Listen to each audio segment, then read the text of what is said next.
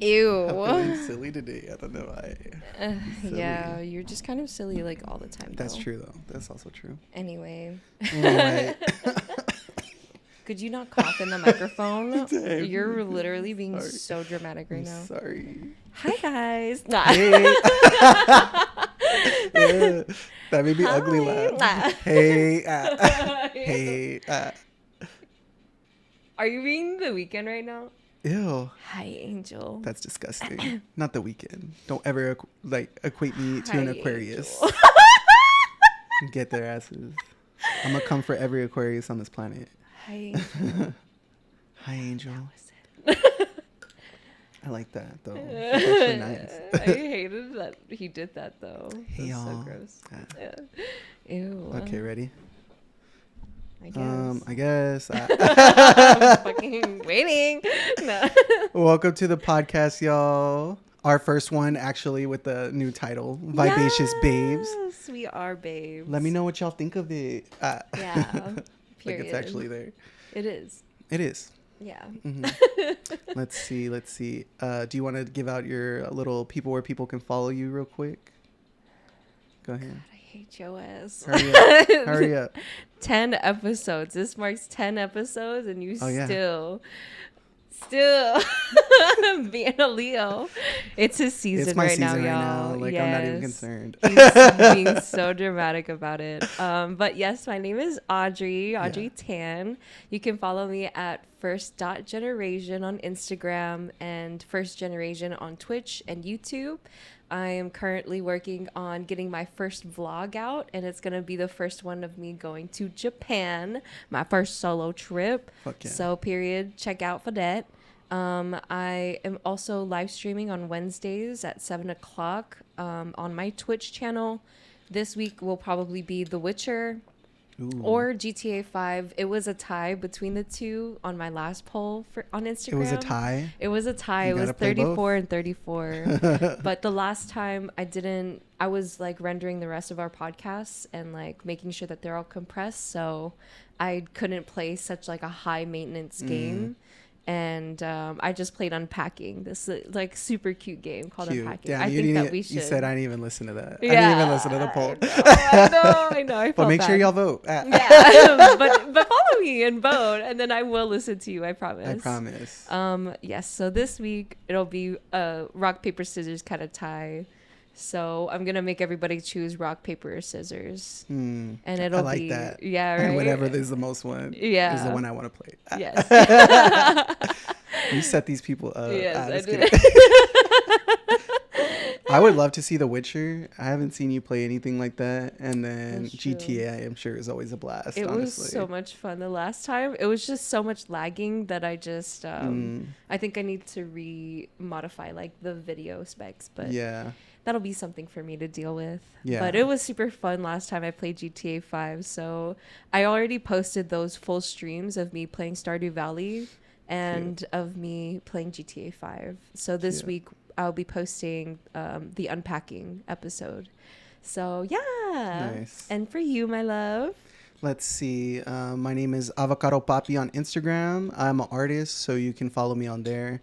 I do always say, like, especially hi to our new people, just because I love new people coming in and seeing, like, what we have to offer. So, like, for me, example would be the art.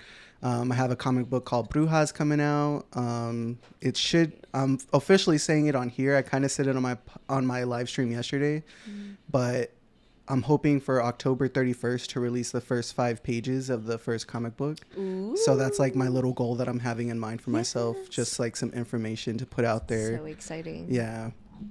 And then I'll be releasing the cover here pretty soon, like within the week. Ooh, okay, girl.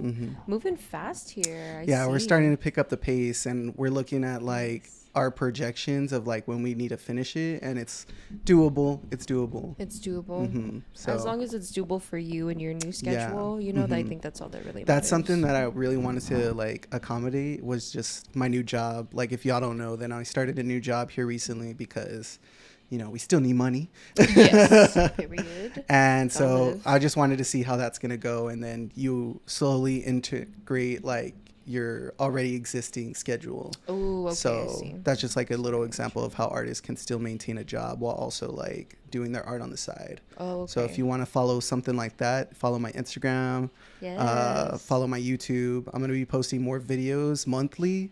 And yeah, I'm going to try to be getting faster and better at that because, yeah. Good. Nice. That's awesome. I'm glad, girl. Honestly, he's been working really hard on this comic book, y'all. So Thanks. y'all better be watching out on his Instagram for more updates. I'm trying to get famous. Yes, Trying to get yes, famous. Y'all follow the journey, honestly. the last main character's character sheet is also in development, so I'm super excited to see how that's going to turn out. Yeah, honestly. me too. There's a couple notes that like Donkey Lady always has, which is like her expressiveness. So Ooh, if you yeah. like that kind of stuff, like learning how to do that, like character development, then definitely tune in for my live streams, which I do every Sunday at 7 o'clock. Yes. Nice. Perfect. Period.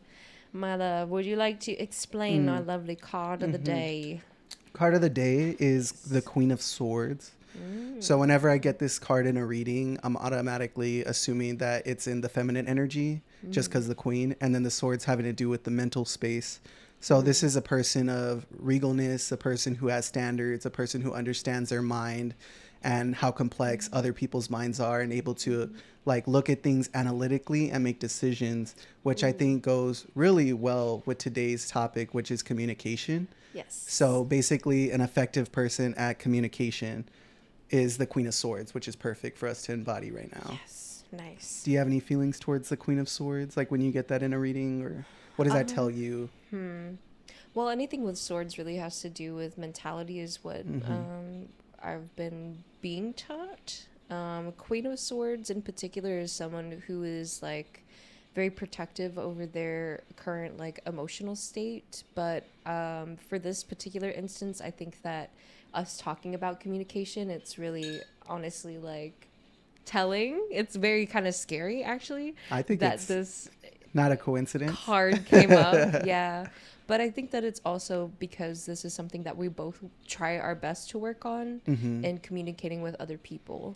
Because You're right. I feel like it's very easy for us to communicate with like each other or with other people that we love but aren't super like, you know, attached to, like close Right. to. Kind of like you and Merlin or us and our parents or like, you know, our siblings and us, you know, we're tied in different ways to these people. Yes. And with friends, it's so much easier to have like this lackadaisical, but kind of like fun vibe, but also serious. You know, we can be very serious. Yeah. Obviously. Like very communicative, like Yes.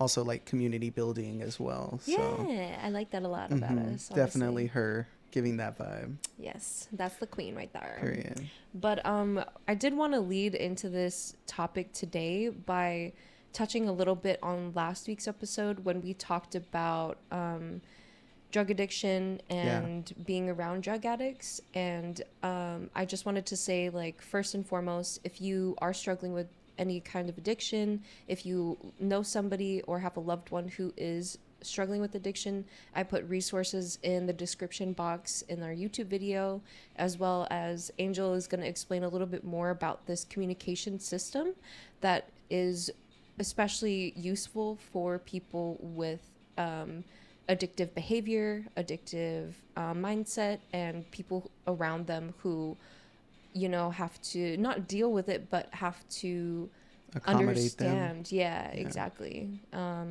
So if you wanted to talk a little bit more about the craft system, Just to, like, a Open little up bit to touch base on. I don't want to spend too much time on it, but I felt like it was going into communication very well, just because it's like a system that teaches you how to communicate with a person who is under the influence of drugs or alcohol, and basically how to get them to open up to the idea of like receiving help. So the craft system is like 64% honest, like is 64% like successful compared to the other methods, which is like the Johnson method. That one's only, I believe, 16%, and then the hard love method, or the tough love method, which is only 13%. Okay. This one is kind of like a dance between the two. And I'm Okay. nowhere near expert, but I want to further my education on this. Like I want to take classes and stuff that like help me do this. Nice. That's awesome. But basically from all my research that I've done, it's just like a good balance between the two, like between the tough love and also like giving them validation and positive energy, which I'm totally about. Like that kind but firm energy is definitely what I think this podcast is built upon. Yes. Like being able to be Definitely. sensitive and like emotional and empathetical, but also having like a side to you that's like no nonsense, or like this is what I demand in my life in a very like peaceful and like loving way. So the program basically teaches you ways to like deal with people who are on drugs. It's really for the family than it is for, well, it eventually is for the person on drugs, Right. but it's for the family to learn skills in order for them to like be able to communicate with better them effectively. understand the person and better understand themselves, like behavioral wise. Oh, okay. That's nice. So it's a very like psychological psychotherapy kind of thing. Yes. Okay. And that was something I also didn't want misconstrued, just because the craft system, might be alluding to like witchcraft, but it's not that. It's not. It's not. Yeah. It's like a science, and it's been being worked on for quite a bit now, and it's Okay. like getting more and more traction Nice. the more I've seen it. And honestly, I found like a new passion like through this. Like, yes. And I'm really excited to like see where I can grow my communication skills even more so through this program that I want to do. So I'll be linking the program. It's only $10. Oh, nice. Yeah, and it's from like a .gov, so it's legit. So we'll definitely put that down and below. Yes. But that's all I wanted to really say. I don't really trust .gov. Oh, really? All of the time, just because it's America's Oh, true. .gov. But that's a different thing. Yeah. But that's okay. Yeah, that's different. That's different. That's a different podcast. This has something to do with like just purely wanting to help like Yes, your yeah. loved ones, and then it Very would benefit you even more in other areas of your life as well to like put these systems into place. Yes. So I think from what you have sent me and from what I read of the synopsis of the craft system, I think it's very effective in just having empathy with people and in implementing that into your everyday life, because a lot of people that I see, that I interact with, like they have a sense of empathy, but they don't apply it to a lot of people. yeah. Especially some of the people that need it the most. Yes. You know? I noticed that like not everybody has the heart or like willingness to like want to take this on, so I'm willing to do that, honestly, for the betterment of like my circles. Yes. So You gotta. that's me. Like gotta. I if totally if get y'all choose not to educate yourselves on, I don't want to like be rude or anything, but basically like I just don't know what else you're doing really. Then Knowledge is power. Yes. Knowledge is a lot. Never of stop power. learning and always stay educated on new things that are coming out. Yes. And I understand if you're not like directly affected by it, but there's still like stuff that you can take from this class. Yes. So just that. And I actually just saw something that's kind of relevant to this as well, is that we are consistently learning every day, and your body needs rest in order to understand what you have just the knowledge that you have just received, how it's going to process that. Right. And the things that you truly need to keep are going to remain with you as long as you get your allotted amount of sleep. Sleep is very important. And I think that a lot of people don't rest enough nowadays, especially with the distraction of social media and media just in general. I've kind of been having this struggle Yeah, I was gonna say. for a little bit. I wanted to actually ask us how, I wanted to lead this into like, how was our weeks? Yeah. It's a good lead in. But I have been struggling a lot with going to bed lately. I don't want to have to rely on medication. I don't want to have to rely on melatonin. I don't think that I'm at that point anymore, especially with my hormone birth control like journey. I'm not on it anymore. I haven't been needing it for a while. Like anxiety wise, depression wise, I feel pretty good. Honestly, I feel even more like depressed and anxious when I am on birth control. Oh, okay. Yeah, thank God. Thank God I'm not on birth control anymore, honestly. But I just kind of wanted to say that because it's been really difficult for me to retain information from what I had learned the previous day. And I saw this guy make a video and metaphorically say, like, this is your cup. You know, it's empty at the beginning of the day when you have a really good days of rest. You're going to keep filling that cup as long as you're learning. So you're going to school or you're watching videos, you're going to be filling that cup piece by piece, little by little. By the end of the day, your cup is full. What is your body going to do with that cup? You know, it needs a full 8 hours to really get all of that cup down. And whatever information that it thinks is valuable, it's going to get stored while you're in your deep REM sleep. And if not, then it's going to get expelled. And especially if you only have like less than 6 hours of sleep and less than 2 hours of deep sleep and REM sleep, you're not going to retain the information that you had the like previous day. Mm-hmm. And your cup is in fact going to already be a little bit fuller the day that you wake up, because you didn't get to drink all of that cup. Gotcha. And so the next day you're trying to fill it, you're going to overfill it. Right. And that overfilling is going to lead to you being burnt out because your whole fucking apartment is flooded now. I feel that. No, that's a good allergy. It's a good metaphor. It's season. Not allergy. Dumbass. Yeah, wow. It's a good metaphor for getting sleep, honestly. Like, yes. Definitely something that I would like to preach more is get some rest. Yes. That was very relevant to what I think.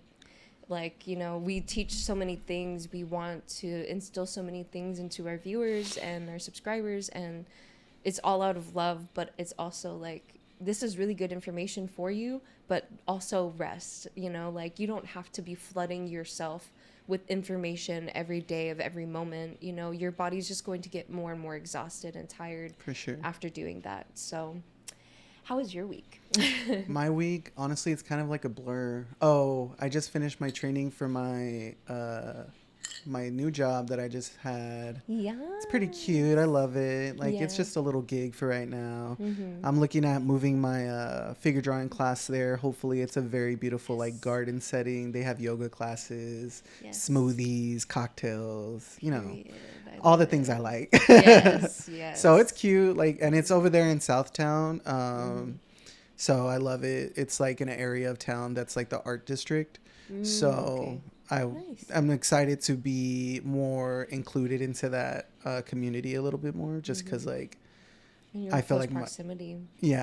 Close by. I went to go see like some shows the other day. Like, I just been trying to stay like a little bit more into the community so I can like just network a little bit better, especially with the up and coming artists. That's very true. So very much that.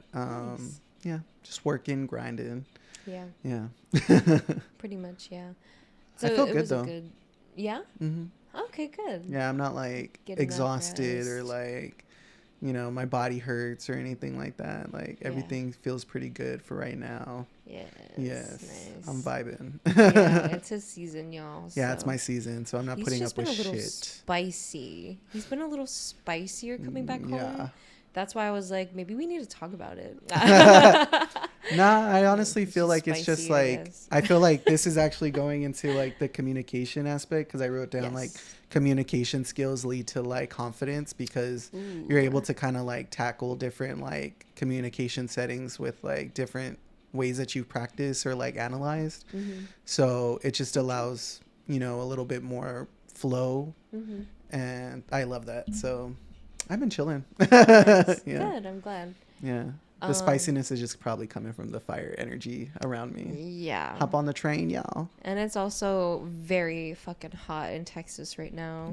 It's literally about to get worse too. I know. Yeah, girl. I mean, I work outside too. It has been worse, honestly. Yeah. Like, it's already been hitting over 110, but this coming week it's supposed to hit like 112, 113. Oh hell during the day. Yeah, and that global warming got me fucked up. I know, girl. I'm so scared. I'm so sorry, polar bears. Yeah. Yeah, they're crazy. I've seen them. They're crazy. I just want to hop everybody. Look, I'm wearing a Poison Ivy shirt too. Ooh, period. Miss Gaia. I will eliminate y'all. Did you want to show it off? Yeah, sure. Outfit of the day. I mean, it's so cute. We both are wearing goddesses on us. Period. Poison Ivy. You're always so awkwardly showing your. Yeah. Okay. All right. Yeah. I mean, you can see my outfit from here. Callie, y'all can see it. I'm kind of locked in right now. I feel that. I finally got this microphone to where I want it. Anyway, I guess we're gonna just dive right into today's topic. The communication. Yeah. Is it still called Thoughts That Think?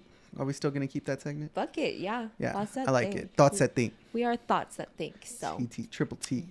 Triple T, yeah. I like it. T T T. T. Yeah. All right.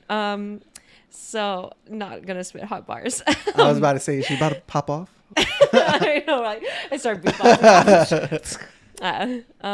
Different forms of communication. Mm-hmm. We talk about nonverbal and verbal. Okay.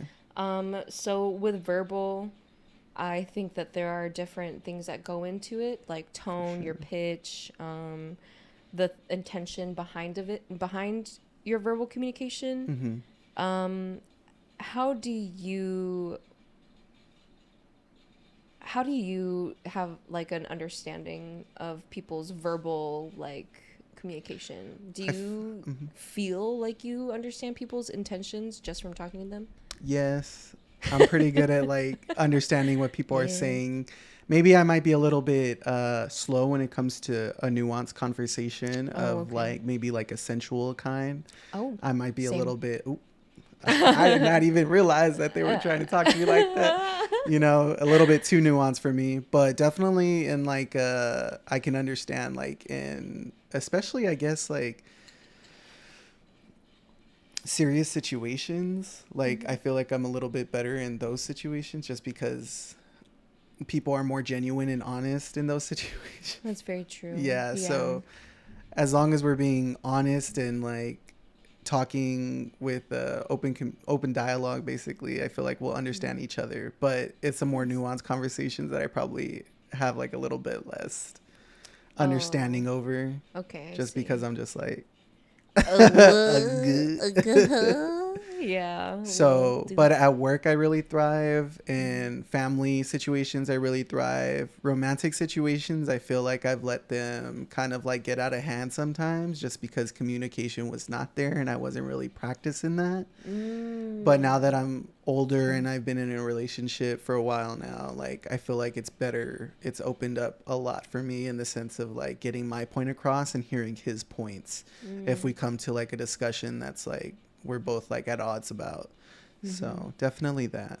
Have you ever like been in like a verbal conflict with people and in like and how did you calm them down, or how did you resolve it?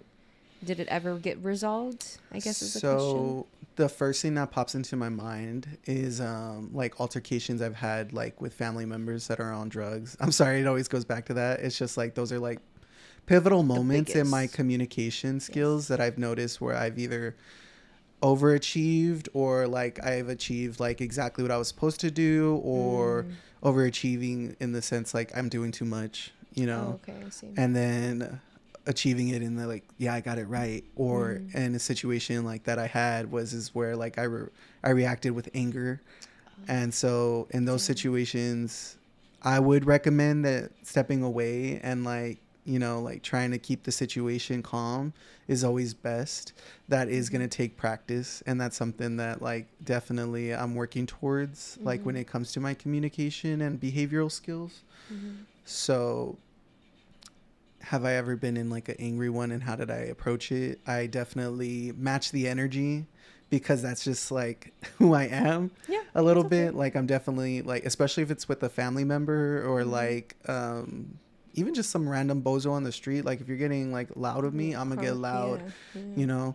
And then, but if you're like like if it's a coworker, I might communicate very much more like professionally, or like trying to be like more mingly, depending if I'm at like an art event or something like that. But in the sense of like an aggressive approach, like just step away.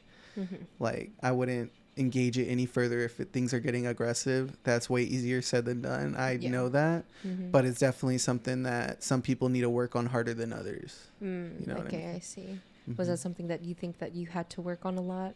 Was like Yes. stepping away? Like another moment that just popped into my head when you had said that was like communication between me and my boyfriend Merlin, like was not always the best, and it would result in like um overdoing the conversation when in actuality I probably should have just like let it go or like let him go in certain situations, and then also in other situations knowing when to pull myself back because I'm being too emotional or like being too much. Okay. So. Even for myself, like I need to just like be able to like cut that off, and so that's something I've been getting better at since I want to say like the beginning of COVID is when I started to notice that I was like falling into like almost like a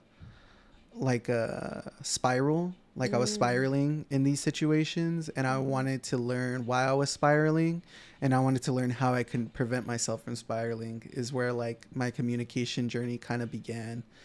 And also it's like really good to learn this stuff as an artist because you have to communicate so much to your audiences and stuff like that, but walk away. Walk away. At the end of it, if it gets heated, walk away. How do you tell them that you're gonna walk away? Like, how do you tell them that it's not like the conversation is over, but right now, like, it's too emotional? Sometimes I'll just like walk away. I was like, I just need some time. Okay. In situations that it came with my family, I would just stop. You know what I mean? Like I just stopped communicating because like I feel like that action has a louder response, or like a better response is when you just like stop because you're not going to tolerate that. And I think it says volumes about you as an individual, like that you're capable of like walking away and like not tolerating behavior. Like I've had to cut off a couple friends because I just wasn't liking the way that our communication was going, and it just means we're not like adaptable. Like that's fine, you could do that with other people, but you ain't gonna do that with me. So I'm just gonna cut that off. Okay, I see. Yeah. Nice. So cutting off, stepping away, saying if you want to step away, you could give them the grace of that. But honestly, in the situation, like if you're like heated, it's okay to just like walk away, I feel. Unless the person's getting physical with you, and then just be like, let's just calm down for a second. Like if you really feel like you have to keep the peace, you know, let's calm down for a second. I'm going to go to my room, or I'm going to go for a drive. I'm going to go grab something to eat. Do you want something? You know what I mean? Are you grumpy? Like, you know, all these different methods. And that's what, going back to the craft system a little bit, it teaches you is like when to have different types of behaviors depending on the individual's like mood or anything like that. So that's very true. I think it is very dependent on the other person's mood. In like the direction that any conversation really goes, you know? For sure. Because communicating is from one person to another, or one person to multiple people, or multiple people to one person, you know? But it's still person to person. It's still like a very personal experience, you know? And a lot of people, I think, have trouble like indicating the difference between like a personal issue with somebody and somebody that's just trying to do something for the betterment of their situation, and like just for communication's sake as well, you know? I think that a lot of people kind of get lost in the idea that even if it's something that is so easy to see, something that is observable to the human eye, that even then you should still say something, you know what I mean? Like, for sure. Like I think I've said it before on this podcast that Japan has like a point and call system with their subways, where they point to like all the corners that they're in charge of. They have specific people at the subway platforms who they're in charge of these 2, 3, 4 points in the subway, and they have to make sure there's no passengers in the tracks. There's nobody on the yellow or past the yellow line touching the subway. And they have to make sure that like the doors are closing properly. So they point to each of those things that they are responsible for, and they call them out. And they say, okay. And like, you know, then they give the thumbs up to the conductor, and the conductor knows that, okay, it's safe. You know, and I love that. You know what I mean? And it's so effective, it's so efficient. That's why their subway runs so smoothly and why it's almost never late. You know, they Yeah. have this system in place because they understand that this is what needs to be done, this is what needs to be communicated in order for this to work, you know? I love that. And I feel like a lot of people need to have that more, like, they need to have that mindset a little bit more, because people, I think, have gotten used to not communicating their feelings, their emotions, what their thoughts are, even like their actual knowledge. I feel like people are scared to correct people because they don't want to come off like as a know-it-all. They don't want to seem like they're judgmental. I feel that. Or, you know what I mean? And I feel like I have that issue as well, because I used to feel very judged for all of my actions before. And it shows in my adulthood because I'm going to school right now and I feel like I have a good grasp of the knowledge. But whenever I approach somebody with a solution to their problem, I say, I think that if you do this, that you will get the outcome you want. But for me to say, like, I think you should do this, and it comes off kind of weak. You know what I mean? It's a poor choice of words, because I'm not indicating to them, I know that this doesn't work. You know what I mean? I know that you putting that semicolon there is going to break the function. You know what I mean? Like, right. I know this, but I still say, I think that if you just take care of this, then it'll be fine, you know? And I think that that's something I personally need to work on, especially verbally, choosing your words carefully, choosing the tone that you speak to people. And it all works together. And I also think that pitch also is something that is so relevant. I put it in there because, like, people don't typically listen to me because I have a lower pitched voice. But people tend to notice me speaking more often when I speak in my higher pitched tone. Gotcha. So, like, for me, whenever we talk like this, I feel like, you know, it's cool because it's one-on-one, it's quiet room, we can talk, you can hear me. But in a normal setting, when there's other people around us talking, like, people can't hear such a low frequency voice. I kind of dislike that, but I like my voice a lot. But I had to learn, like, okay, in order for me to be heard by other people, I can't talk in my normal voice. I have to literally sound like I'm screaming. Yeah. Like, it feels like I'm screaming whenever I talk like that. Your throat chakra. Fucking screaming out all week. You know, yeah. It's because my voice doesn't, like, naturally go super, super high. But for me to, like, project, I have to be a little bit more higher pitch. For me to be a little bit more approachable, more friendly, I need my tone to be a little higher pitched, you know? Sure. And I always feel like my tone, I don't really think about the things that I say before I say it. It just comes the fuck out of my mouth whenever it chooses to. Like, even in this podcast, like, I don't typically choose my words very carefully before I say them. And it's kind of proven to be an issue for me, like, especially in my friendships. But I think that now that I'm a little older, I understand, like, what not to say, what to say, and I have, like, a natural filter about me. But sometimes my tone, it'll come off a little bit wrong because I'm not really thinking about what I'm saying before I'm saying it.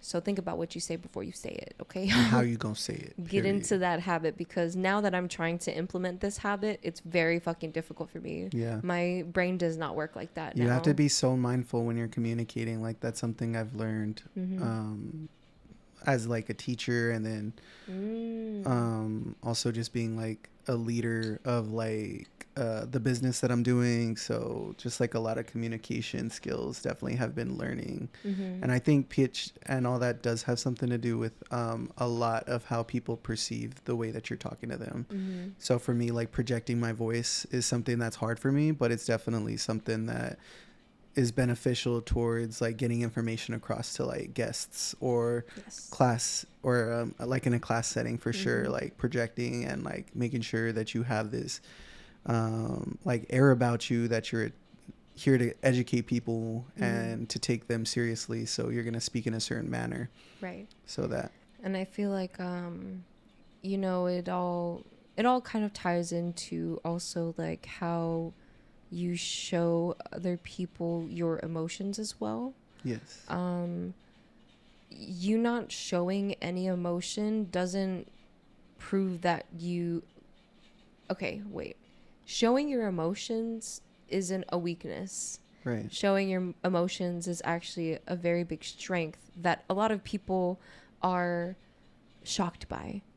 And I am shocked by it because a lot of people don't like expressing their emotions. Mm-hmm. I think it's genuinely refreshing and beautiful, especially when I see male slash identify as male person can really grasp their masculine energy and show their emotions in that way.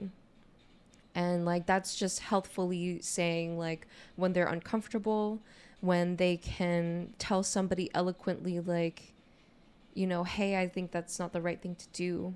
I've never seen a guy eloquently, like very elegantly say that to somebody. You know, I Mm-hmm. grew up here in San Antonio where people Yeah, would elegance isn't fucking, really a. yes, they would be like, what the fuck you say to me? I'm like, Oh oh, Lord, oh.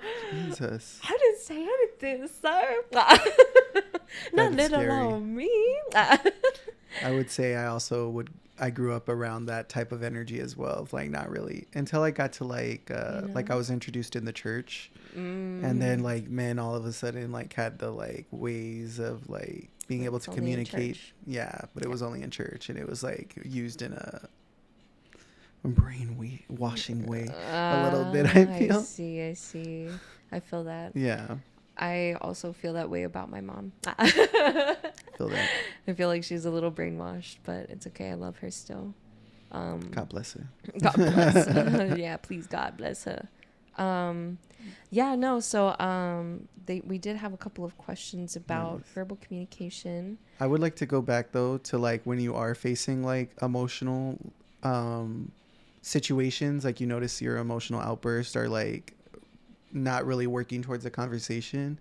Going back to that analogy you had made towards the subway system and having like a little checklist or a little scan to go across your brain before you continue back into the conversation. I love that. Like Yes, I think that's so a good way glad. of like connecting the two points that you were trying to go with. So definitely having like a little system that you go through. Nice. Doing a little scan over like why you feel this way, like calm How you yourself down. feel. Yes, like assessing your situation in the Yes. moment. Yes. I think Which that's takes a very lot of important. practice. You know, like you're not always like people will start off thinking that they're gonna be able to understand themselves like right away, but it might take you like a couple days to understand why you were Maybe so a couple upset. weeks, maybe Yeah. even months. You know, maybe you don't even end up understanding what you were so upset about, but eventually you'll get there. Yes. As long as you keep doing the work Practicing. to do it. Mm-hmm. Yeah. But that That's a mental very good point. checklist, we should come up with at least next episode, maybe some ways like people can have like a mental checklist in their head to like run across before they start going into conversations again. Well, I think that we could talk about that now, honestly. I think that's a really good point to bring up because communication is not only speaking up when you want to communicate your feelings, your thoughts, your emotions, but also learning when not to communicate in order to prove a point, in order to get your point across, in order for other people to actually understand where you're coming from. You have to give them time to process. Exactly. You can't just keep barraging people with your emotions, your feelings, your thoughts, and expect them to understand. Yes. Like, they're not going to understand you automatically, you know. And for you to keep asking them, why don't you understand, why don't you get this, give them a second. Say what you need to say. You don't have to say it loud. You don't have to be violent about it. You can just say what you need to say, tell them your feelings, and tell them that you need to respectfully walk away from the situation so that they have time to process what you just said and you have time to process what just happened. Yeah. Very grown up shit, y'all. Like not even people in their 40s be doing this sometimes. Literally so that. this is Literally definitely that. like an advanced human Yes. like thing. Like Yeah, there's for sure. people not practicing this in their 50s, their 60s, like they're like just It done learning. literally. And so this is definitely something that we're pushing in order for everybody to like go on to the next level of being just a human. Yes. You know what I mean? So if you feel like that, like tinge in your heart and your body, you should first stop and recognize that you're having that feeling, where you're feeling it, what body part you're feeling it in, you know, what is being affected by this particular feeling. When I'm sad, I can feel my heart just slow down. I can feel coldness rushing into my body. Like I have goosebumps on my skin, my hairs are raised. I feel like my heart dropped to my stomach, like that feeling when you're dropping. And that roller coaster, I forget what that's called, but yeah, something like that. Yeah, something like that. Scary. It's a scary feeling. It's a frightening feeling because you don't know what's going to happen next. You don't like that feeling of not understanding the situation. You know, it could be anything. It could be panic attack. It could be depression. It could just be, you know, you going about your everyday life and you could all of a sudden have this feeling. Stop and check in with yourself. Why am I having this feeling? What triggered me to have this feeling? What was I just thinking about just now? Or what was the topic of the conversation that we were having that made me feel this way? And if you have somebody that you trust and that you know is supportive of you, you should talk about that feeling with the person that you are closest to. You know, even if it's just a phone call away, even if it's a text message, you know, a voice message, just even the person that's closest to you that you trust, tell them what you're feeling, how you're feeling it, and try and explain your feeling to them. If there's nobody like that to you, for you, try to explain it to yourself, but out loud. Like saying things out loud, it really puts you in that like mindset to start understanding what you're saying. That's true. And what you're feeling. Because when you are just internally processing things, a lot of the time that doesn't work out for you so well. So when you start verbalizing it, when you start writing it down, whatever works for you, whatever medium really is like the best, like for you to capture, that is what you should be using to like connect with yourself. For sure. Like for me, the longest time it was journaling for me because I didn't have other people to rely on. I didn't have anybody else other than my boyfriend that I was super close to. And even then, like, I couldn't trust him. I couldn't, you know, be around them and fully be enveloped by my feelings and communicate those to them because I would always be met back with, like, toxicity. So for me as an adult, I have to, like, get out of that habit now of, like, I need to share my feelings. I have to share my feelings. I need to tell people how I feel and what I think because I think it's valid. I think that it's important for me to have my feelings out here in the world for other people to understand. Sorry to take you on like this little like exercise, I guess, but like, okay, so you're explaining something to your person. Who would you like your mom, your dad? Like, what do you?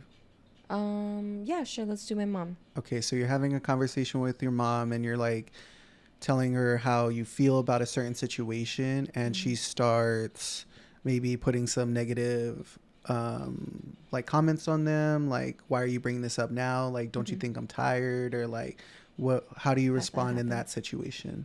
I've had that happen before actually with her. Before, in the moment, I was gonna say, like, tell me your before and tell me how you would tackle it in that you're this mindset now. Okay, cool. Yeah, so before, when we were living together, when I was 15, before I was 15 actually, she would mention things and I would, you know, not lash back out at her, but it would be kind of like a lash back out at her. She would yell at me, I would yell back at her. And then she would end the conversation by saying, I don't even want to talk about this right now. Like, I don't know why you think that, you think you know so much, blah, blah, blah. Whatever, she would push back at me, and in the moment I would just scream back at her all of my feelings. I would cry. I would be so fucking mad. I'd be shaking and crying and snot everywhere and red face. I know it was ugly, it was bad, but it was also her too. She would also be that way. Both of y'all's energies were just like building up. We matched up, and it was because we both were going through so much. But now that I'm an adult, now that I have empathy, Now that I understand where she's coming from, I understand where I'm coming from truly, really. I Now she will say something to me very calmly. She knows how to talk to me as an adult now, and I talk to her as an adult as well. She's not someone to be babied, and she doesn't baby me either. So we have this mutual understanding of we're both adults now, and like we both have gone through separate things, but it's made us into the people we are today. So why exactly are you feeling this way? And we'll have a grown up conversation about our feelings and about how far we have come. And, you know, she'll try to push religion on me. That's the one thing that her and I don't necessarily see eye to eye on. And it's not because I disrespect her, or she disrespects me. And it's not from any of like, I don't believe in you or God or whatever. And she doesn't believe in atheism or whatever the fuck else. It's more of like, Hello. she wants me to be saved, is her viewpoint. And I will try and tell her, like, hey, mom, like, you know, I don't think that it's very respectful for you to keep pushing this subject on me when I have already told you multiple times before that this is not something that I really wish to discuss with you. This is something that is a sensitive subject for you because you want other people to see your way so badly. And I see your way. I can grasp it. I don't fully understand it, but that doesn't mean that it's not right for you. I just don't think that it's right for me. And she'll say, okay, all right, I respect your decision. You're an adult. You can have your own decisions. But here's this book. I read it the other day, and it's all about the Bible and Jesus, God, our Lord and Savior. What about the Bible? Like, or what about Jesus? Like, I don't get that. Just that I need to pray and that I need to, like, you know, ask for forgiveness and whatever else and what is that going to do for me? You know? Exactly. That's what, so exactly what I said to her. You know? Then what does she usually say? She would just be like, oh, Audrey, you don't even know. And I'm like, okay, that was really vague. Like, that doesn't answer any of my questions. I don't think that you truly even know, but that's okay. Like, this is what you believe in, and I'm going to respect that. Yeah, it goes into like the faith-based But thinking. if you respect me as not only your child, but as a human being, then you would stop pushing this subject so hard on me. Like, I have my own set of beliefs, and I would gladly, like, I would love it if you would stop trying to push your religion on me. Or maybe ask me about what I believe. You know what I mean? Like, ask me what I'm doing and how I am contributing to my soul. You know what I mean? Like, that's also like, maybe you can talk to her about that instead. Like, so you're always telling me about God and stuff and about religion, but you never asked me about my own spirituality and like my own philosophies or anything like that. So maybe instead of steering the conversation that way, we steer it into this other conversation, and there might be a better, like, that's true. So that I'm not telling you what to do, but it's just like, that's like stuff in my mind when it comes to like my family that I'll start to process a little bit more. You know what I mean? And I'm not trying to predict what they're going to say. I'm just trying to open up this new conversation up so that we might better understand each other. And that's the thing, is that I feel like I am that person in my family to try and bring up like these points, these like deeper questions. And I ask them this all the time, you know, like I ask them not this particularly, but just generally, I ask them like questions about spirituality. I ask them about whether they're checking in with themselves and their mental health, and whether this is what they really want to do. You know, what goals do they have for themselves? What makes them happy? And most of the time, whenever they have questions for me, it's like surface level things like, oh, how was your day? How was school? What's going on there? Do you have a boyfriend yet? Do you want to have kids? Are you going to go travel the world again? Is this like immediate family or like? Yes. Oh, damn. Yeah. Just like the same old conversation, huh? That's exactly why, like, I don't really have a super close connection with my family, which I love and appreciate out of you, because you have such an attachment to your family and you show them so much love and care and respect. And I feel like if I were struggling like how your family struggles, I wouldn't have that same support. I mean, I did, you know, whenever I was going through my last little spout of depression, for a very good reason. After Vinod's death, I, was met with so much love and so much, like help from my immediate family and from my subsidiary family. But it was only for that moment, It's not something that I can really count on like weekly or monthly even. Like it's more of like a family reunion kind of thing, like Right. for Christmas and it's New Year's. It's also the youngest one's birthday. Let's like meet up finally. And that'll be it, It would even be it for me and my mom, my brothers too. Actually haven't seen one of my oldest brothers since like 5 years ago. That's crazy. 5, 6, maybe even 6 years ago, honestly, since he last came back home for Christmas. And my other brother, he's currently traveling with my mom right now. They're both flight attendants, so I hardly get to see them either. But this has been my life since I was 15. That's why I moved out when I was 15, because I was just like, well, nobody's going to be here to support me anyway. Like, my mom's already left. She's like a flight attendant now, and my dad, and her separated already, and he's living his own life, gambling and shit like that. So I don't really want to be stuck at home with my 2 older brothers that fucking hate my guts for some reason. So I'd rather just bounce, And I didn't get to communicate that with any of my family. I didn't get to tell my mom that I'm moving out. I didn't tell my brothers that I'm moving out. I just told them I'm packing up and I'm going to go with my boyfriend wherever, he ends up staying. And I had to take up 2 jobs to pay for that, you know what I mean? And even after that, I still didn't communicate with my family when I was coming back. And so they were using my old room for storage, basically.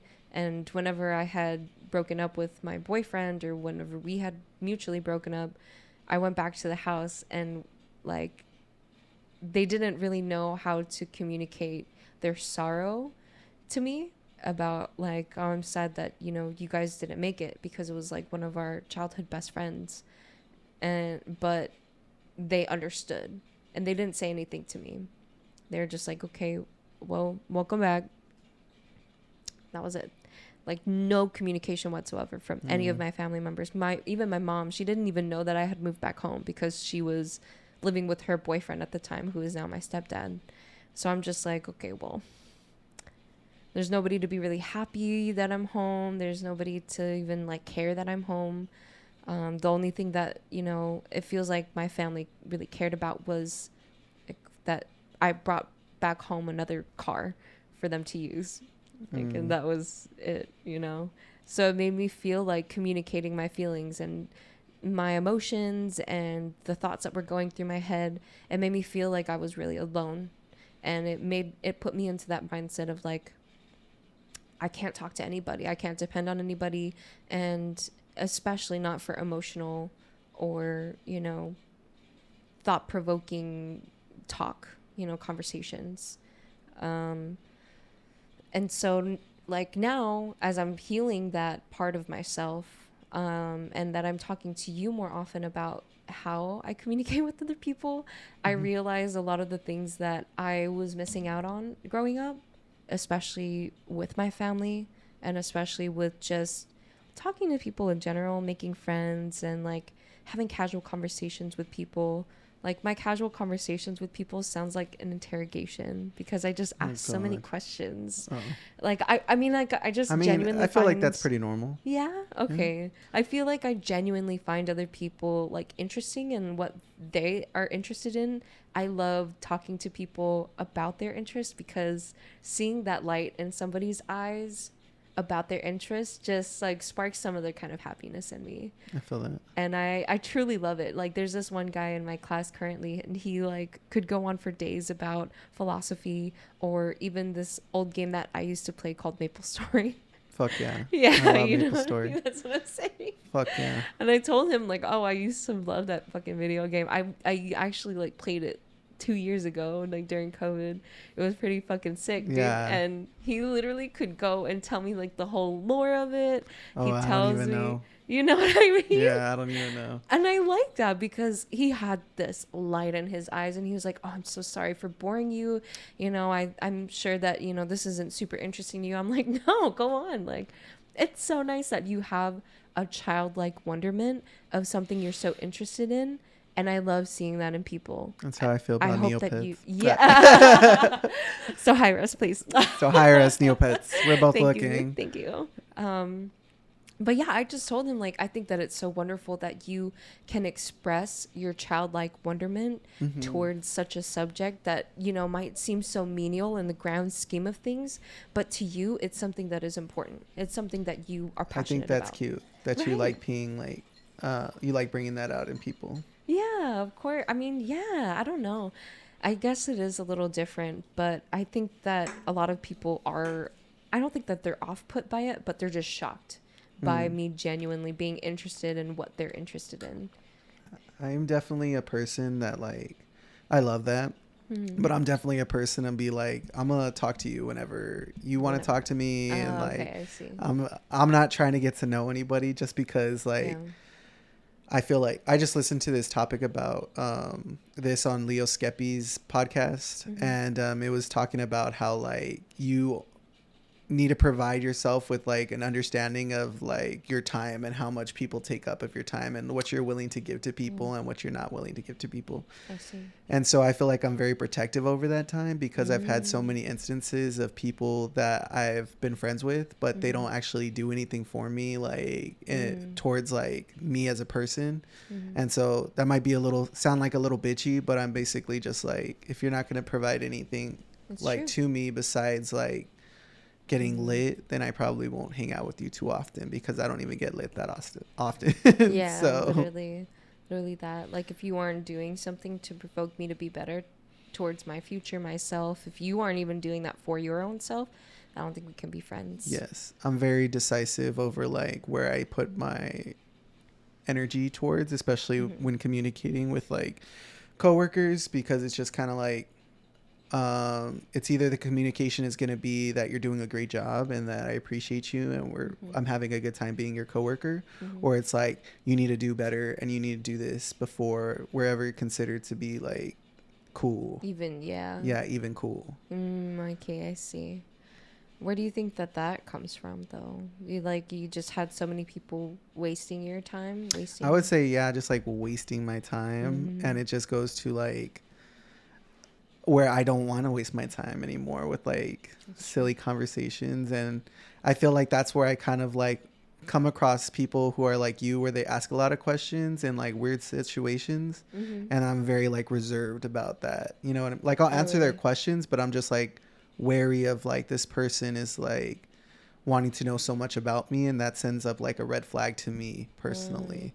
But like I love that you're able to like go to people and like get that out of them, because that's cute. That's something that I don't provide people unless like the situation demands it. So I think that it's honestly something that just comes to people like when they see a certain person. I've like heard different psychological views of like, oh, people with rounder faces, people that have like downturned eyes look kinder, people with like less arching and imposing eyebrows, you know, blah blah blah, all this other stuff. right. But it's just also about the energy that you give off. You know, you give off a bad bitch vibe, you know what I mean? Thanks. Like, people don't want to fuck with you unless they have that same bad bitch energy, you know what I mean? I think that I do have like a very kind, or like I guess a compassionate kind of like energy, and that's why people feel like they are so free to open up, which they are, you know what I mean? I'm totally down for that. I'm not a judgmental person, and I'm not gonna like, if you don't want me to repeat it, I'm not gonna repeat it or nothing. Right. But I think that it just comes from like, because I don't ask them so many questions that it's like, oh, I'm gonna get him to tell me the whole Maple Story lore. LOL. He just wanted to talk about that himself. Yeah. And then I asked him more questions on top of that so that I could also tell him that I'm interested in what he's saying. Yes. You know, because he's so interested in what he is saying, I'm interested in what you're saying. And I feel like that was my case with a lot of my teachers as well. and that's why I was so into biology and like biochemistry and cancer cells, because my high school biology teacher, Miss Harrells. Shout out Miss Harold. Yes, what's up, girl? She honestly changed my Miss Harrelson. Sorry, Miss Harrelson. Oh, I'm gonna cut that out. Miss Harrelson, shout out. Yeah. Miss Harrelson. She was my biology teacher in high school, and she spoke so much volume to cancer cells, and cancer research. She was saying, honestly, like, it sounds bad, but cancer is like amazing, because it's just something, some DNA could be mutated wrong, and one little point, and all of it's fucked. And I was just eloquent. like, wow. Yeah, I know. I was like, wow. Brilliant. Amazing. She should have a TED talk. She should. But it just interested me because she spoke so much about it. We were only talking about that subject for like a day, for not even a whole day though. Like, we only talked about it for half a day or half the period. And she wanted to continue this conversation with me so much, because I was just like, man, that's amazing that, you know, she has so much knowledge over something that is so expansive, but is also so relevant in our current society. You know what I mean? So for her to be able to like communicate her passions to me, it made me feel passionate as well. And so I was like, I should study cancer. So that was kind of like your first kind of moment of like, ooh, a little spark. I did. Yes. Yeah, for sure. Not only with my mom having cancer, but also with her being like, cancer research is crazy and it's fun. And I mean, it's not fun, but it's like, it's good work to do. You know, it's proactive for our community. And so, yeah, I just sorry, I got teleported back to like lunch last week, because the guys that we normally hang out with at lunch were like telling us how cancer research is all BS. Oh. And how it's because Big Pharma here is so, like, they want to keep us theories? kind of, yeah, like they want us to have cancer. They want us to be in bad shape so that they can take care of us with their medicines and give them more money, which honestly, in some aspects, I really do honestly like agree. I mean, but there is information out there saying that like the ways Americans live is not cancer is a is huge thing here, because of how much we process so many things. Yes. And because of the chemicals that we use in especially our growing and our eating, and like anything that we consume, it shouldn't be met with fucking toxic chemicals. Yes. Or preservatives. That's crazy. Yeah. But I just thought, like, man, they really don't understand cancer. Like, to its core, they were like, there's already a cure for cancer, but they just don't want to tell us. And I'm like, okay, well, first of all, that's not a thing, because all of the cancers cannot be just lumped into one sum and said, this cancer, LOL. there's a cure for it. So they didn't even know anything about the information that they were trying to like talk about. You know what I'm saying? They were like, did you enter in that conversation or no? Because I knew that this is where, again, I'm lacking in my communication, but at the same time, I knew that this was a battle that I would not personally win, because they have the loudest voices. They have the most aggression behind their conspiracy theories. And honestly, if they're going to believe in that, they can believe in it. I personally do not. But this is also where communication is power, because I decided not to communicate. I decided to reserve my peace, reserve my energy, instead of fighting these grown-ass men on their conspiracy theories of how there's already one cure-all for cancer, for all of the fucking cancers in the goddamn world. That's so silly. I decided not to enter that conversation, because at the end of the day, I'm just going to be exasperated. They're going to try and falsify everything in my knowledge, even though this was what I went for, because they have already said in that conversation, they were like, oh yeah, well, you know, the doctor, you know who they're like, what did they say? One person said, so you don't trust what the doctors say to you whenever they tell you that you're going through this illness or whatever. They're like, well, no, because what do you think that the doctors like are going through? They're going through a medical training program that's written by who? The government. The government is also like overseeing, you know, who graduates all these medical programs, the curriculum within these medical programs, you know, what do you mean? And I'm like, interesting conversation I in the was middle like, of class. yeah. Well, it was during lunch, and that's when I Oh, was like, it's just so odd that, you know, people can have this idea in their heads that they really truly know nothing about. And that's why I was just like, some poser energy. yeah, I cannot communicate with you guys at all. Like, that's why nowadays I stay silent during my lunch hours. I just eat my food, and if they decide to steer the conversation towards me, then I will respond to them. But I will not respond to anything that's out of my way. Okay, Like, good. if they had specifically told me, like, Audrey, you had a biochemistry major, what do you think? Then I would have said something. But obviously they were not in the mood to like try and falsify my like the whole reason of me getting my bachelor's. So good on them for that, honestly. God bless them. Yeah, God bless them. But yeah, that's another reason why I think communication is so important, because choosing your battles is something that you do to protect your own peace. Period. I feel like that's a good bow to put on that one. Nice. I did have the question of, what do you think are your love languages? Ooh, my love languages? Hold on, let me see. Because this is how you communicate affection and communicate love. affection. Oh, love. Okay, gotcha. So there's time, presence, money, physical, words of affirmations, and acts of service. I would say words of affirmation are definitely my giving love language. Like, I love to like hype people up and make sure that they know that they are capable of doing it. Just because I feel like that's something I lacked growing up, was like actually having like reinforcement and follow through. So that's something I try to give to people, especially if they're on my team, or like are people learning art, or like artists looking towards me for like guidance. Like, I'm always going to make sure that they know that they're capable of doing it, or my family even. For my own personal, like what I would like to receive, I really like spending time with people, honestly. And I love presents. It never hurts to bring a present when spending time with me. Yes. Okay, they always say that Leo there's things. the top 2 love languages for people, and for couples especially. What do you think that your loved ones like love which ones that they languages? have? Yeah.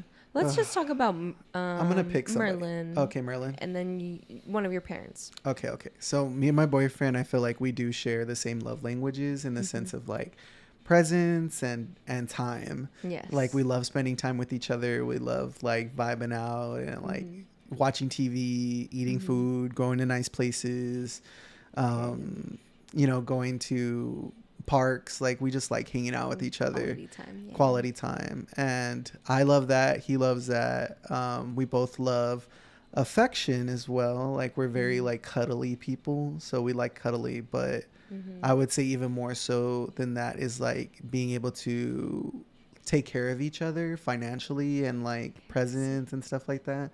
I feel like that's definitely something that he weighs on a lot, especially with his like background and what he gets into. So I think having somebody who is more like financially secure makes him feel secure. And I feel like that's definitely something that we've had to tackle together, especially me being an artist, you know. But starving artist is real. We're trying to turn it around. We're trying to turn it around. Yes, you are. And you are, slowly but surely. Slowly but surely it's coming around, and I can feel it. Do you think that I'm sorry to interrupt, but do you think that you guys having very similar like emphasis on love language, do you think that that helps your relationship a lot? Yes. Do you think it would work out if you didn't? Yes, because it's all about getting to know what the other person wants and you being able to provide it.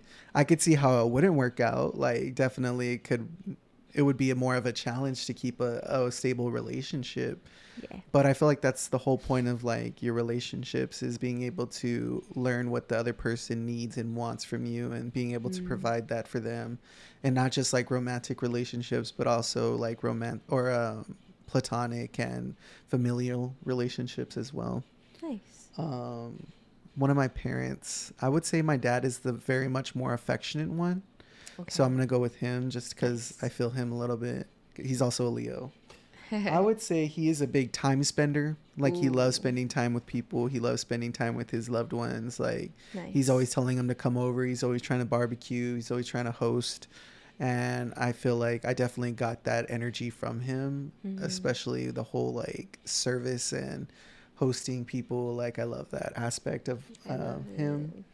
And then words of affirmation, I definitely got from him as well. Yeah. Like, he's very much like a pep talk kind of guy. I can see that. Even like in moments like where he was like, we were not agreeable, even on the words that he was saying to me, it was very much more of a pep talk.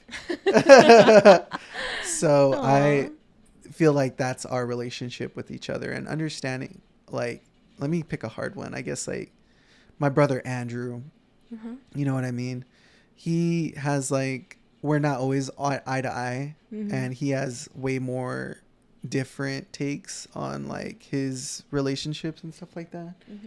I would say he is a more of a words of affirmations. He loves talking, and he loves being affirmed in his beliefs. So being able to communicate, like, a perfect partner for him would be somebody who is a words of affirmation giver. Yes, exactly. So being a good listener for him, and then being able to like tell him that he's doing a good job, or like, you know, I recognize that you're doing something stuff, you know what I mean? Stuff. And so I feel like that's where we kind of get along. I feel like where we kind of like break apart a little bit is the second one, which to me is like, he acts, or the present and money situation, I feel like he likes to be taken care of.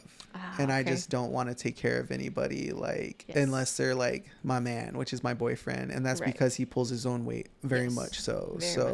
And that's why I'm able to kind of give him that little bit of reassurance when it comes to like the presence and money, is because he is so like stable already. Like, I don't have to even provide that much anyways. Nice. That's awesome. Yeah, so that's just like an example of like, I will do that for Merlin, but I won't do that for like my brother, because you should have your own responsibilities covered, and I shouldn't be having to take care of your, you know, like any situation. You know what I mean? That's just something like I would tell him to work on. So just stuff like that. Nice. Yeah. No, what about good. you? Give me some peoples. Well, me personally, I already know what I value as a person. I do love quality time. I'm a very quality time girl, even though like a lot of the time I book myself like crazy with literally just random things, or just like self-care by things. the minute. Yeah, literally that I do. But it's honestly just because I have like, I'm not diagnosed with it, but I have a form of ADHD somehow. I know I do. I feel it because I just get so sidetracked so often by people, by things, by cats, like just by random everyday life things. And me having just a set time to see the people that I love, to talk to them, to, even if we're just like watching a movie or eating stuff, or, you know, we're just staring at the wall in silence, like I find such comfort in that, because I know now that I can cherish and love my relationships that are like this. Like before, when I was younger, I used to try and nourish my like friendships by being loud and vivacious and being so animated, and like, yeah, that would capture people's attention, but it would off-put a lot of other people's attention. It would also off-put me from the rest of the world, honestly, because I would just be so tired at the end of the day. I would be so tired because I'm like trying to expend all this energy to like be friends with people, and it just doesn't work out like you need that that for hermit me. energy sometimes. I do. Honestly, I don't think I seem like it or feel like it, but I'm also a very physical touch person. I get affirmation from people, not from just the way that they talk to me, which is also a plus. It's a very big plus for me, honestly. If you talk to me nice, I might fucking love you. Um, but physical touch also is like a very big thing for me because it takes a lot for me to trust somebody enough to touch me. Like, in order for me to allow someone to get in such close proximity to me, like even giving my friend a hug, it means a lot to me. You know, For it sure. obviously means that I consider you a really good friend if I can give you a hug. It's very difficult for me. I honestly have no idea why. I should do a little deep diving on that because I feel like that's such a that's a very common thing for people to do, is just give hugs out to their friends. But I'm never really able to do that unless it's like somebody that I'm genuinely like either interested in or close to. And yeah, I like it when guys hold my hand or when they ask me politely if they can kiss me. I like I'm that bitch. I I'm like the it. rom-com bitch. It's cute. Yeah. I have a very romanticized way of like looking at my relationships, and especially romantic ones, especially if we're going to be intimate together. I like the kissing, I like the hugging, I like the hand holding, like I like the you're gonna touch my back and I'm gonna touch yours, you know, scratch my back, I scratch yours. So more of like a romantic situation only, or like could you like hug your mom or stuff like that? Oh no, of course. Yeah. I mean, I love her. I love my close friends. I love my friends, Mm-hmm. just generally people who have done something for me, even though they didn't think that it was anything crazy. Like, I can appreciate somebody in that way. Like today I like side hugged one of the classmates that I had because she literally went outside with me to go and try and find my phone. Like, I thought that You lost your phone. I thought I had dropped my phone and it was in my seat the whole time. I'm dead. I That's happened to me. literally, But it was and in my back pocket and I was like, I swear it wasn't there. literally, I felt so embarrassed. Yeah. That is embarrassing. Yeah. It's embarrassing. But so I like side hugged her because like I didn't really know what to do in that situation other than to show my gratitude like that. So I was like, thank you so much. You're considered a friend now. Hug. All right, bye. Thanks. Yeah. Damn. My car's in the alleyway. Okay, bye. That's hilarious. But Nice. for me, I have dealt with a lot of guys in my relationships that like financial presents, they like gifts and physicality. They love getting physical, they love getting affection by PDA, by like holding my hand, by like asserting some sort of like possessive kind of dominant trait I hate that shit. with me. I I sometimes know. like it. Yeah, I Okay? know. To each their only own. sometimes. Only sometimes. But like in public, I don't want you to be like, you know, yelling at me in front of people or Oh, hell whatever. no. You can hold my hand, you know, we can like, you know, do a cute little shoulder bump or whatever. Boop. But like, yeah. But nothing like crazy serious. Yeah. But these guys would be crazy serious. They would be like, fucking follow me, like, you know, they would like grab my arm and shit, like not even holding me nicely, just grabbing me by the wrist Oh my and telling me to gosh. go this way. I'm like, what the fuck going on? You can't even grab Like, my hand. Damn. you know what I'm saying? Like I'm not a lady. Or even like the whole arm and then putting their whole body weight on me. I Oh, I feel hate like that. that's kind of demeaning in a way. I know that they aren't coming from that spot. Well, maybe some of them are, but I knew that one of them wasn't coming off that way, but it just kind of annoyed me.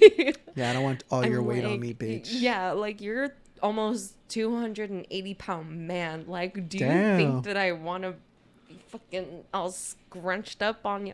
Like, I'm a tiny woman. Like, I don't know. Get It the was fuck just off too me. much. I feel that. But I think that me having that quality time aspect, it really like puts off a lot of the guys that I was with because that was not their love language.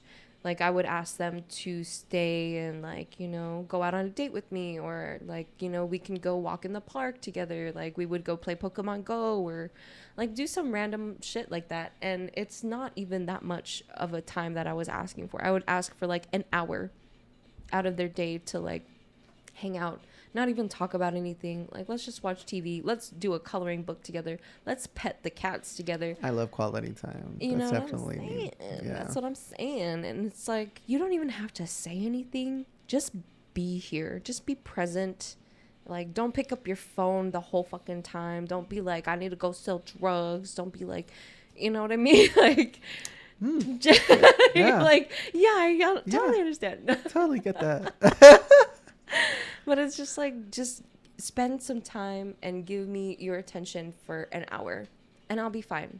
I'll be totally cool with you being gone for the rest of the day. Right. You know? So how will you communicate with other people that don't see your like point of view of like you wanting certain things out of a relationships? Before, I was really toxic. I was super like, I would yell at them for not spending time with me. But but nowadays, I just like to tell people either if they're giving me too much time. I've learned that like too much time is too much time. I would just tell them like, hey, I have other priorities right now. Like I think that I need to realign myself with them, you know, or I need to take time for myself. Please, like, allow me to do this, you know? There's some dudes out here that will spend time with you like days. Fucking and it's just kind of like a little off-putting, honestly. It's kind of like, damn, you want me okay that bad? Like you just want me here every day all the time? Like I guess that's like the quality time that y'all want, but like that's a little bit too much for me at the beginning. Yeah, no. So how would you like nowadays approach that? Now I would tell them like, I personally really enjoy quality time. I would love it if we could meet up at least like, you know, once a week to just spend time with each other. No phones, no like outside interference. If we could, it could just be like a one-on-one thing. We can go out in public if you want. We can go to the park. We can go have a picnic. We could meet up for dinner. Especially while you're like doing your school thing and like all this other stuff, like trying to find a job and stuff. You know? Yeah. And so I'm not like super concerned with like creating romantic or intimate relationships right now. But with friendships, certainly I tell them like, hey, I would really love to meet up with you soon.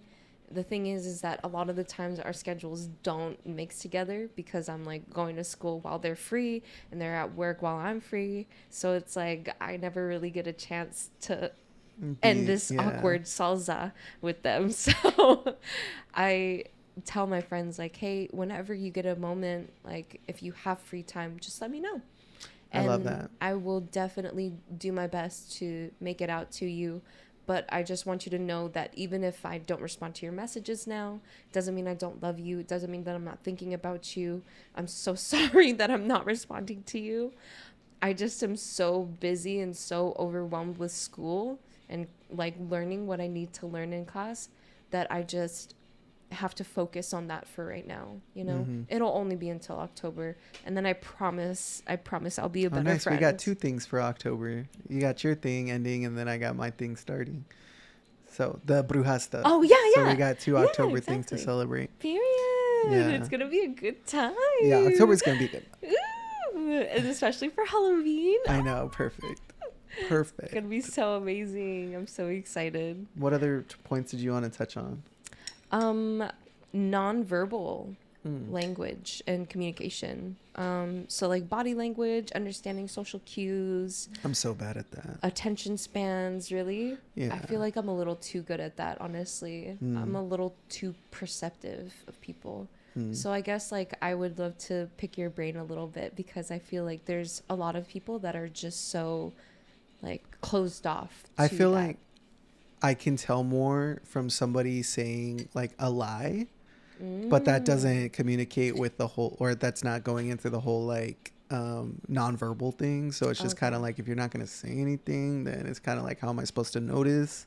Maybe I just don't pick up on like social cues that well. Like I do, like, especially if you're like making it super obvious, like I'll be like, oh, okay.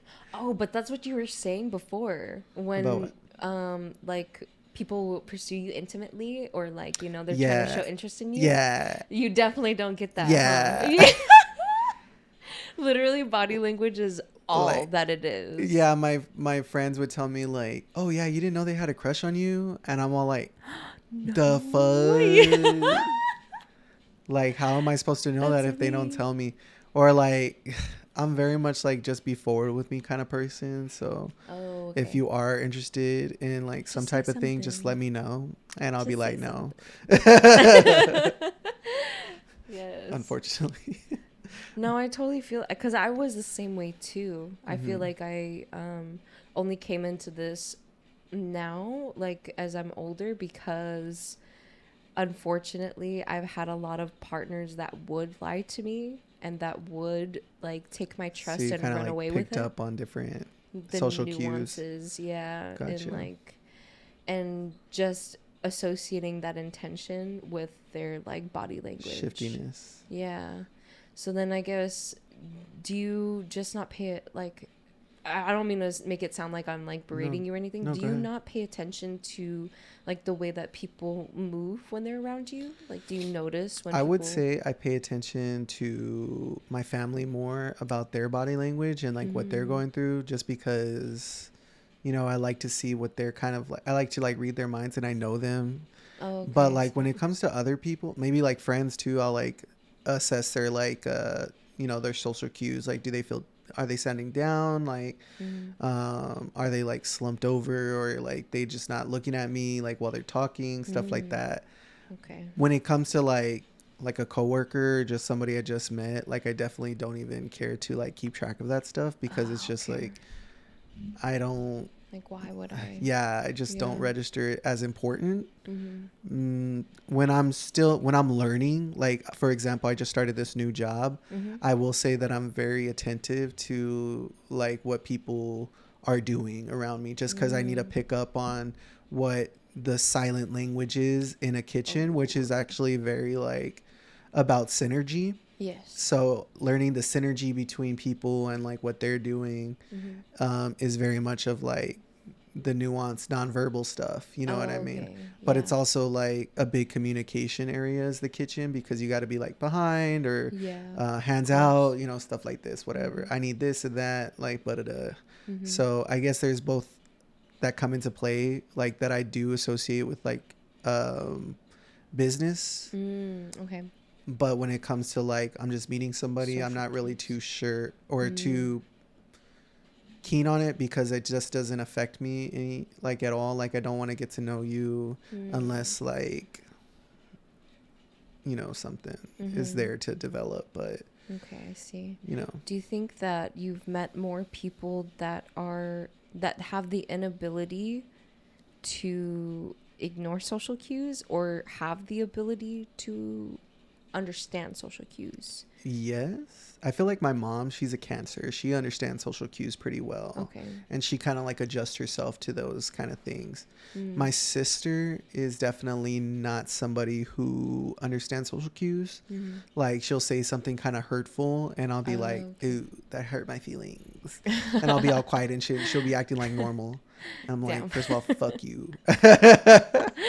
Damn. But also, I respect her because like that's just like how she Just is. her. So I totally Yeah. get that. She's a Gemini, so I get Period. it. Geminis don't give a fuck. They don't. And No, then it's okay. you know, I forgot the question. Sorry. Have you just been exposed more to people who like are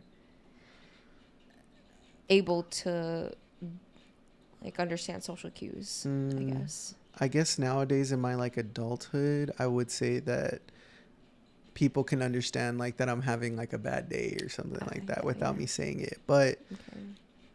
you have to pay really close attention if I'm having a bad day, honestly, because I'm pretty like normal if Yeah, I'm at work. you're pretty. You can mask it. Mm-hmm. Okay, I see. Or it's just like I can bring myself out of that energy and understand that I have to do this. I have to be this kind of energy right now in order to be Mm-hmm. successful in this situation. Okay, I see. But Nice. yeah, I would say like people have become more perceptive, but do people listen to their inklings or like their intuitions, I would say probably not. Yeah. Especially when it Honest comes to God. their romantic interest. I've noticed a lot Oh, of people just kind of ignore a lot. yes, they do. Especially me being like a tarot card reader, like, Uh, and I'm just kind of like seeing things spelled out the way that they're spelled out. It's just not the kind of like, cards calling them yeah, their out. guides are very much just like screaming at them, and they're kind of Yeah. just like, Oh no. La di da. yeah. Da da da. And I Tup, was all da, like, go tup. ahead, girl, like, go ahead. Damn. I feel that. I see.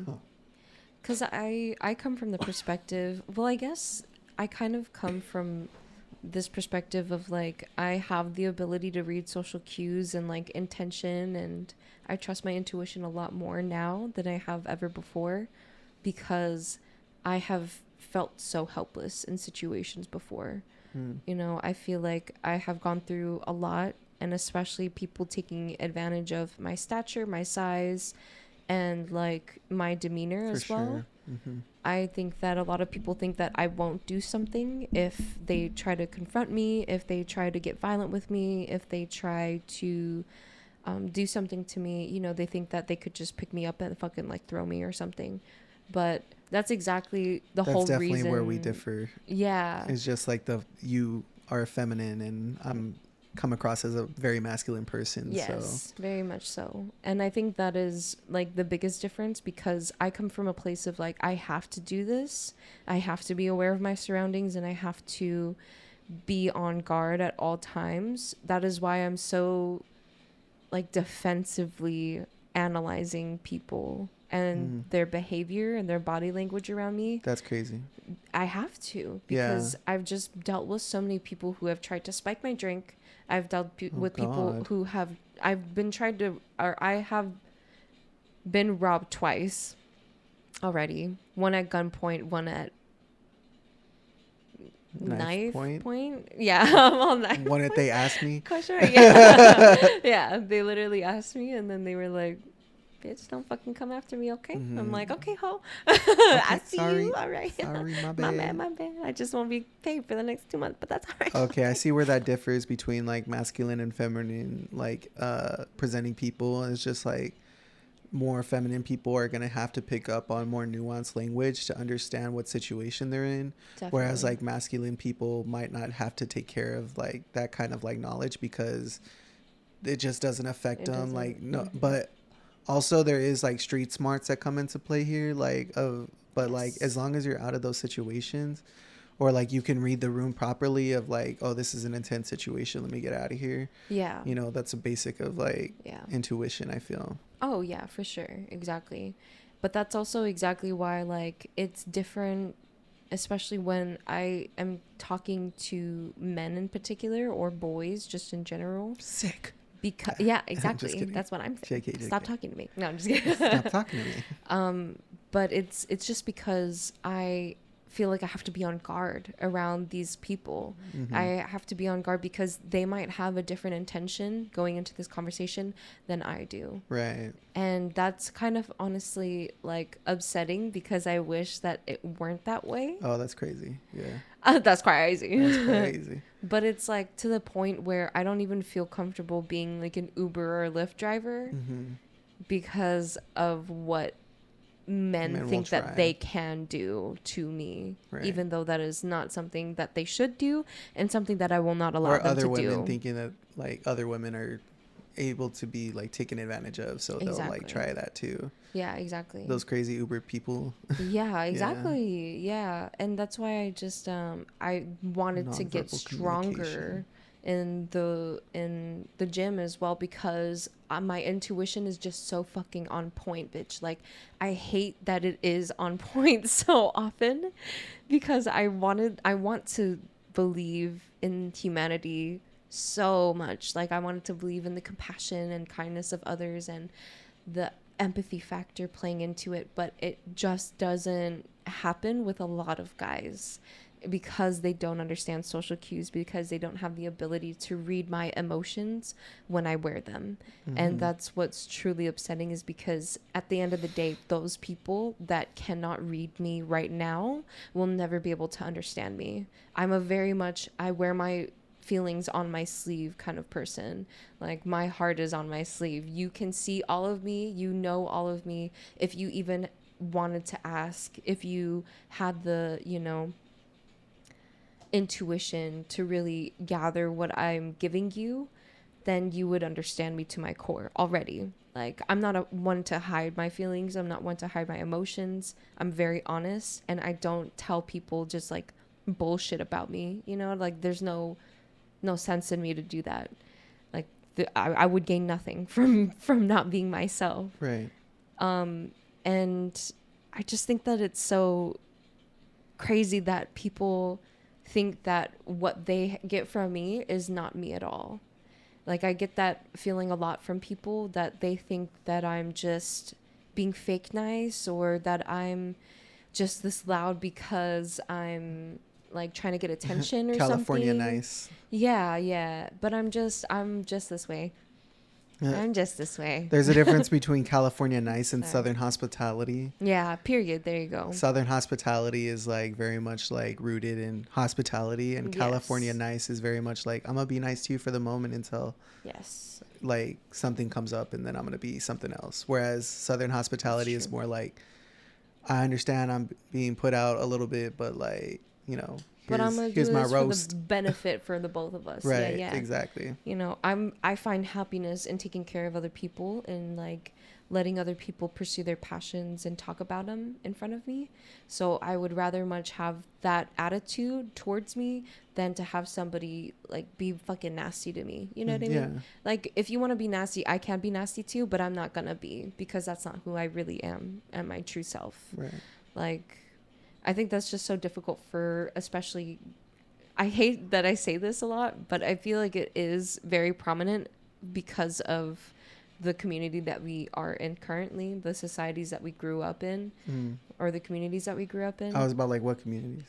Like ethnic communities? No, just like the machismo kind of Gotcha. mindset that men Like society. are ingrained with. Yes, yeah. Like, but I feel like it's especially apparent in the places that we both grew up in because of the mostly Hispanic heritage and like their own ideals with macho man and like It totally worked machismo. against them, because all their sons are like pushovers now and babies, Yes. unless they're not. Yeah, exactly. But I do like the guys that can like appreciate other people's work and also admit when they're wrong. And I feel like I've always been faced with guys that don't want to believe that they're wrong, and so they'll try and fight you with every fiber of their fucking being. I feel like I to get be that a right. lot in tarot card readings. Like, people will swear that they're like right Not like about this. certain things, and I'm just like, there's always more to learn. You know what I mean? There's always more to like get out of life. Mm-hmm. You're never gonna stop. But I feel like that's pretty good, like touching base on like nonverbal communication. Mm-hmm. Yeah. That was pretty good. Yeah. I like that. Thanks. What's Nice. next? Yes, we have professional communication. You kind of already touched on that though as Yeah. well. I'm all about professional communication. Both of my parents are very much about that. They're both like have been managers, and my mom's a saleswoman, so she understands like communication is key when it comes to like knowing your product and then knowing your clientele and being able to communicate effectively towards your niche of people. And I feel like I definitely needed to adopt that, especially growing my own business in the art industry and like finding a niche of people that like my artwork and like what I'm producing. And that's something definitely that's going to be more in play when it comes to my YouTube videos and stuff like that I want to produce. So professional communication is key if you're going to be an entrepreneur or a manager or a team leader, stuff like that, or a teacher, police officer, like firefighter. Like, communication is going to be key in probably any industry, unless you're like, I would say even like a dishwasher has to communicate, like, and they have to communicate with him to like know when they have to go to the line and pick up dishes and stuff like that. Exactly. So Period.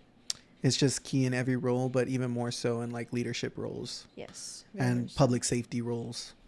Do you think that like how do you think a manager or a leader in any industry should gain respect from their colleagues or That's underlings? That's a good question. The first thing that I think is effective in gaining trust from your underlings, or there needs to be a better word for the staff, would right. be open communication, like that you're available for communicating. Personable skills such as like being able to be not just like you're the boss, but you're also like comrades and you're relying on them to do their jobs. So there's like a little bit of like humility in there. You know, this is kind of like a recipe for a good person who's a leader. And it's just like being open, being humble, understanding that you are there to get everybody to work at their best quality. You know what I mean? So being able to motivate people and yeah, just stuff like that. So that's all stuff that goes into being a positive leader. Nice. That's awesome. What about you? You've been a manager. I've been a manager too, but you've been a manager as well. What do you think? Yeah, unfortunately. But fortunately, I think it's a very good leadership experience. I don't particularly know if I did harbor any respect from the employees that I was managing. But I do come from a place of like, if I can do it, you can do it too. Right. And I'm going to prove to the people that I'm leading that whatever I'm doing is going to be a good way to do it. If you find another way, go ahead, do it. But please get it done. You know, I'm very respectful in that I respect other people and what they will and will not do. But I also know when to draw the line, because people will ask for a lot of really unreasonable things when they themselves are struggling with whatever they're going through, you know? And that's fine. Everybody has those days. Yeah. I feel like that's something you do have to deal with as a manager, is dealing with unreasonable. Everybody gets that way. Period. Everybody knows what I'm talking about. Yes, I'm talking about Hannah Montana. Anyway. So, yeah, no, I think that's very correct. And I feel like a lot of people just don't give you the respect that you want just because you have that title attached to your name. Just So because true. you're general manager, just because you're director of operations doesn't mean shit. That's something that came up with like my old boss, is that he kind of demanded respect when he didn't even provide any, like he would snap at people to get their attention. Disgusting. And that's like totally against like what I believe in a manager should be doing. Yes. Like anybody at all, like should not be snapping at people. Like that's just like, you're going to get your ass whooped. Even if they're your fucking butler, you should not be snapping at somebody. Okay, bitch. Like, what the fuck is wrong with you? Treat them like a goddamn human, not like a dog. All right. You treat your dog like that too? No, I'm just kidding. You're wondering how to like get the best out of your workers and like get them to be operating at their 100% capacity, or even like you shouldn't be giving 100% at your job. I think a good 85% at your job should be good enough. You know, a passing grade. A passing grade. If you want to go above and beyond, you can. But going back to my point of, if you want that out of people, you have to have the openness, the humility, and then also like giving respect in order to gain respect. And if they're not working out like with what you're trying to put down, then that means that they need to go, or they need to be written up, or there's several things to like take them through in order to get them with the program. And I feel like just like not a lot of people understand that, how to be a good leader, you know what I mean? So that's something that I'm trying to learn through all these communication skills that I'm trying to learn. And also it's just imperative for me to be that good leader, because I imagine myself being like a director, like somebody who's able to run like a studio, you know what I mean? So those are everything that I want to learn. And if you don't have those skills, then you're probably not going to be a successful leader. Oh, no, of course not. I think that it's also very good for a leader to have empathy and compassion towards other people, not just your staff, but just people in general. Because when you open up your perspective to so many things, then you can also just open your mind up to the people that you work with and that work for you. And especially in my case, I feel like I don't know. I just feel like I did have a lot of respect, but it was because when people would be going through something and I had that empathy with them of like, man, I've also been in this position where like school was too much, or like family is going through something, or somebody's in the hospital, or like someone's just not feeling good, I empathize with that because I've also been in that situation. I've been in their particular situation. Right. I'm going to tell them what I can and cannot do. What I can do is check if somebody will come in early for you. What I can do is check if everybody else is okay with you leaving. What I cannot do is make sure that you yourself are mentally stable, physically stable, everything else that is like, are you going to be financially okay giving up this shift? You know what I mean? Like, I would have to tell these people every time that they would try to call out, every time that they would try to leave early, I would be like, okay, well, are you in a good spot to leave? Like, both with your tables and with your financial, stability. And then also, okay, you want to leave? Like, is everyone else okay with you leaving? I'm going to go ask everybody else if they're okay with me taking you off the schedule. Because then, I'll be fine with it, I don't mind. And then also, is the person above me going to be okay with you leaving? So I would also have to check on that too. Right. And it's just like, it's a whole list of things, but as a leader, you have to understand that there's like a list of priorities that you need to go through in order to accommodate other people and in order to respect and understand other people's boundaries and spaces, because people are going to be people outside of work. Like, and whatever they have going on outside of work, it's going to affect them in work as well. For sure. Like, and unfortunately, a lot of people cannot and do not have that barrier between their work life and their home life, especially in the service industry. Yes. It's very difficult because we have to be about face with people.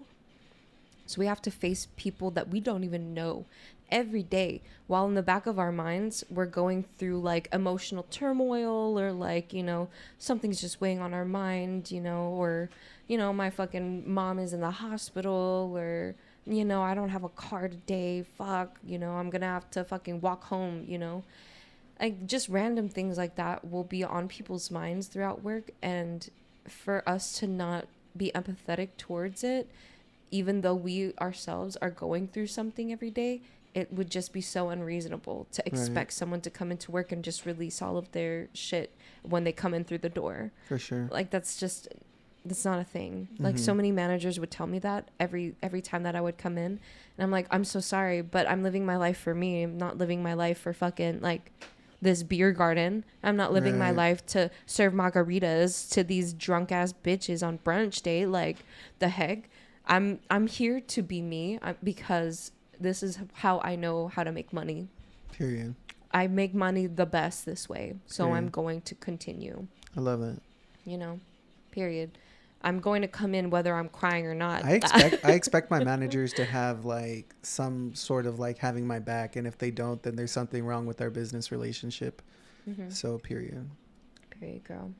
But that was pretty much it, honestly. That was it? It was pretty much after the professional talk. Nice. If y'all have any, or did we get any questions or anything like that regarding this?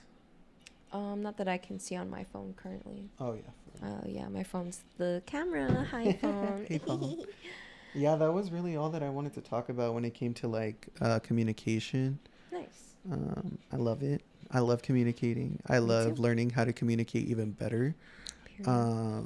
Just because the whole artist and animation, and I want to tell stories, so I kind of have to figure out the most effective way to tell what I want to produce, and then also tell people how I want it produced. And it's just like all those different aspects coming into like my repertoire that I'm trying to build up for my professional art career. So it's a lot. Yeah. It is a lot, but once you start learning how to explain yourself and explain the process, I think that you're going to be a very good leader. Yeah. Leos are meant to be leaders. We're known for it. Supposed to be. Supposed to be. Is it? Did it stop recording? No. It's still recording. It's just low battery. Oh, okay. I'm like, my bad. Yeah, it's just low battery. Poor girl. Did you want to give any last notes before it dies out? Ew. Ew, don't touch me. No, that was pretty much it. Thank you guys for watching. Thank you for communicating with us. My name is Audrey Tan, and it's at first.generation on Instagram and also everywhere else. Twitch, YouTube, TikTok, you name it. I'm on there. And my name is and my name's Angel. Thank y'all so much for watching another episode. We really appreciate all the feedback that we're getting. Let us know what you think about the new logo and stuff like that. Yeah. We have a lot of plans coming out, and just stay tuned. Make sure you like and subscribe and leave a comment. Thank you. Thank you. Bye y'all.